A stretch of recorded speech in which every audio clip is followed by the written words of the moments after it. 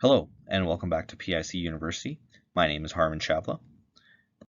Today, we'll be discussing ventilator management and really focusing on the arm of weaning and extubation readiness. Here's the outline for our talk today. We'll start talking about the effects of mechanical ventilation. We'll then start introducing spontaneous breathing trials, how the mechanics behind spontaneous breathing trials work, and then what the outcomes of those are. Of note, there is a link at the very bottom of this presentation, and it's a great review article that goes over all the different parameters of weaning and spontaneous breathing trials, and more specifically extubation readiness trials as well. And it is focused on the pediatric population, so it's definitely worth a read once you guys finish this video. And with that, we'll dive right in and we'll talk about some of the unintended consequences of mechanical ventilation.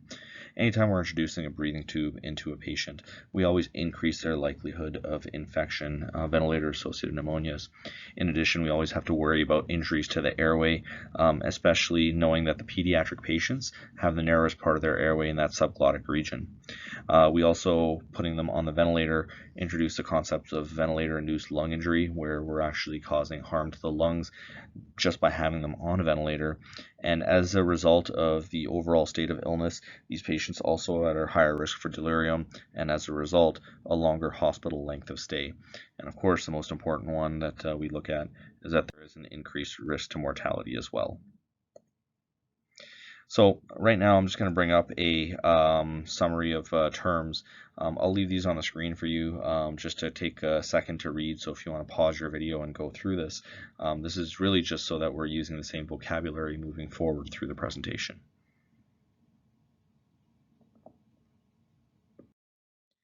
So with that, we'll start talking about really the beginnings of spontaneous breathing trials. And what it essentially means to be on one is that we're transitioning the parameters of control from the clinician or the ventilator over to the patient. We're letting the patient kind of figure out their own parameters of breathing, whether it be inspiratory time or respiratory rate. And what we're finding more and more is that the earlier we start bringing SBTs into the picture, the faster we can climb through the weaning phase of the ventilator cycle here. So when we look at a patient's time course on a ventilator, this is effectively what we're looking at. The patient initially has this very quick escalation of ventilator support as we try to catch up to the disease process, and invariably once we do, we kind of hit that plateau phase. After we start lowering the patient's ventilator settings, that's when we start introducing these spontaneous breathing trials to see if that underlying disease process has started to reverse. And invariably, there's always some degree of time lag between the completion of a spontaneous breathing trial and the actual extubation itself. With that, we'll kind of start touching base on the mechanics of spontaneous breathing trials. And we're going to kind of touch on that concept of, well, they're going to be breathing through a straw if we don't give them a minimum rate. So what we'll do is we'll actually look at the data, and especially in the pediatric population. If we look at just endotracheal tubes alone, what we find is that there is very minimal resistance to airflow through the ET tube sizes that we use. You can see that once we start looking at sizes 3.5 millimeters of inner diameter and lower, there actually isn't very much resistance to flow at all. And especially when we take into account the size of the patients that we're dealing with, a 10 kilogram patient is basically going to have flows of 5 liters per minute, and during this there's almost no resistance to airflow through that ET tube. Of course, when we are getting into smaller and smaller ET tubes, especially looking at the very low sizes like 2.5 millimeter inner diameter, that's where we do start seeing some degree of resistance to airflow. The other way to kind of think about this is, well, if we are making a patient breathe through a straw, then they should have some increased work of breathing, and that's another metric that was measured as well. They took a number of pediatric patients and checked their work of breathing through a measure called PRP, or pressure rate product. And what they found is that the extubated patients actually had the highest work of breathing, or highest PRP, relative to those that were just on CPAP or on pressure support. So you can see even having an ET tube go through the airway and with effectively just CPAP on, there's very minimal work of breathing, and patients will actually work harder once they're extubated. Now, Spontaneous breathing trials by no means are a brand new discovery. This is an article going back in the New England Journal of Medicine back in 1995, where they actually looked at 4 methods of weaning patients from mechanical ventilation. The different methods they looked at were patients that were getting intermittent trials, once daily trials, pressure support ventilation, or intermittent mandatory ventilation as they were before.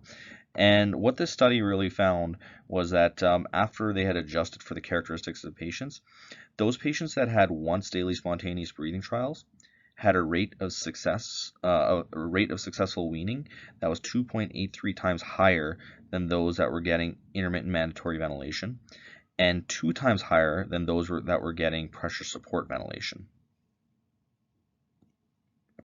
So how does this translate to our pediatric patients? Well, there's a really nice trial that was done out of Brazil where they basically randomized pediatric patients to one of 2 groups. Now, the control group of patients basically underwent their usual level of care where, they followed chest x-rays, breath sounds, blood gases, and whenever they thought they were ready, they would just go ahead and extubate the patient. So it was really just the standard of care by what the bedside practitioner could figure out. But a second group of patients, once they met a minimum criteria in terms of ventilator settings or findings on an x-ray, they got put into this arm of daily spontaneous breathing trials. During those spontaneous breathing trials, if the patient, the patients basically were just on minimal support, they had a PEEP of 5, they had a pressure support of 10, and they were kept on this breathing trial for 2 hours. If they didn't pass, the trials were repeated every 24 hours. But if they did pass, the patients were fast-tracked towards extubation, and then the rates of success versus non-success were measured. What they found was that the experimental group, which is marked by this dotted line that you see up here, and I'll just highlight that for you, had a much higher rate of successful extubation. So essentially, those patients that were on mechanical ventilation for greater than 24 hours, daily evaluations to check readiness for weaning and the use of spontaneous breathing trials not only reduced mechanical ventilation duration, but also did not increase the rate of extubation failure or the need for non-invasive support as well. So this is something that can be carried forward from the adult side into the pediatric side as well. Again, I'm just going to leave this up for you guys to view later on. These are really the proposed criteria from that paper that I'd mentioned right at the beginning for failure of extubation readiness trials, which basically means that these patients are on CPAP of 5 or less or just on T-piece, and it undergoes both clinical criteria and lab criteria for when to abort an extubation readiness trial or test. With that in mind, I want to thank you all for joining us for this lecture. We welcome any questions or any suggestions for future videos, and please don't forget to subscribe to our channel. Thank you.